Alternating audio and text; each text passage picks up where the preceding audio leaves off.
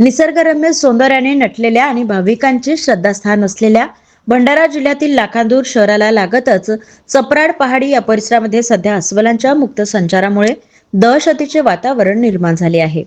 मध्यरात्रीच्या सुमारास 2 महाकाय अस्वलांनी मंदिर परिसरामध्ये चक्क नाईट सफारी केल्याचा धक्कादायक प्रकार समोर आला आहे. हा सर्व थरार येथील सीसीटीव्ही कॅमेऱ्यामध्ये कैद झाला आहे. चपराड पहाडीवर श्री क्षेत्र दुर्गामातेचे जागृत देवस्थान असल्याने येथे दररोज शेकडो भाविकांची वर्दळ असते आणि तसेच पहाटेच्या वेळी मोठ्या संख्येने युवक येथे व्यायामासाठी या परिसरात जात असतात. मात्र पंधरवाड्यापूर्वीच या भागामध्ये अस्वलाचे दर्शन झाले होते आणि आता पुन्हा 2 अस्वलांनी धुमाकूळ घातल्याने नागरिकांच्या सुरक्षितेचा प्रश्न ऐरणीवर आला आहे.